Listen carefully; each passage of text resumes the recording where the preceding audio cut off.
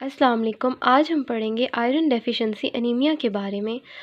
Anaemia को हमने microcytic, normocytic और मैक्रोसिटिक में क्लासिफाई किया था। आयरन डेफिशिएंसी एनीमिया माइक्रोसिटिक में आता है।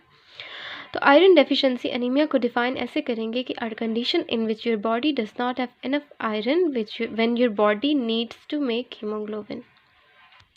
तो इसके सिम्टम्स में हम देखेंगे शॉर्टनेस ऑफ ब्रेथ, फटीग हो जाती है, टैकीकार्डिया हो जाता है क्योंकि ब्लड वॉल्यूम की वजह से वर्कलोड हार्ट का बहुत ज़्यादा हो जाता है और हार्ट बीट तेज़ हो जाती है, इसे टैकीकार्डिया बोलते हैं।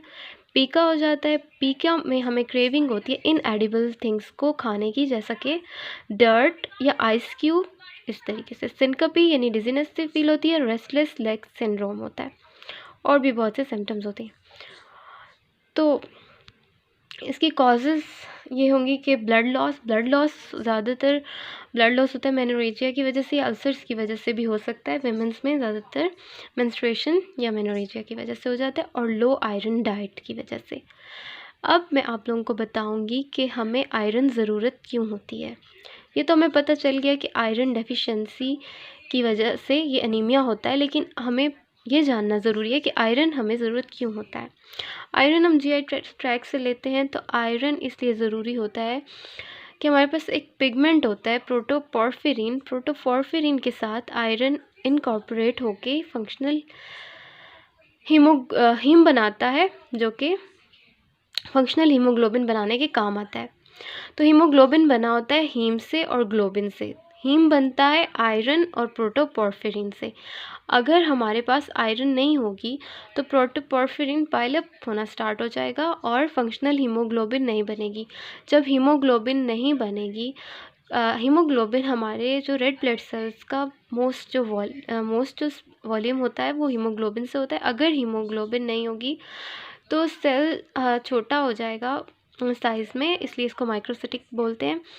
और red blood cells enough oxygen tissues में ट्रांसफ़र नहीं कर सकेंगे। तो और दूसरा इसके लैब डायग्नोसिस के बारे में पढ़ेंगे। लैब डायग्नोसिस में हम देखते हैं कि एचपी कम हो जाता है, एमसीवी मीन कॉर्पस्कुलर वॉल्यूम कम हो जाता है। एमसीवी को इस तरीके से करते हैं कि 45 हेमाटोक्रिट की वैल्यू है, मल्टीप्लाई 10 से करते हैं और उसको डिवाइड करते हैं। टोटल रेड ब्लड सेल जो कि 5 ट्रिलियंस हैं उसको 100 से मल्टीप्लाई कर देंगे तो 90 फेम्टोलीटर्स आएगा। और अगर एमसीवी की वैल्यू 90 फेम्टोलीटर से कम है तो इस टर्म को इसको बोलेंगे माइक्रोसिटिक या microcytosis. MCH mean corpuscular haemoglobin कम हो जाता है। सीरम आयरन कम हो जाता है। ऑब्वियसली जब आयरन कम होगा तो सीरम में आयरन कम होगा और फेरेटिन की वैल्यू भी कम होगी। ट्रांसफेरिन ज़्यादा हो जाएगी। ट्रांसफेरिन बाउंड करता है आयरन के साथ। जब आयरन कम होगा तो ट्रांसफेरिन बॉडी में अनबाउंड रह जाएगी तो ज़्यादा हो जाएगी। टोटल आयरन बाइंडिंग कैपेसिटी भी इसकी वैल्यू भी ज़्यादा होगी।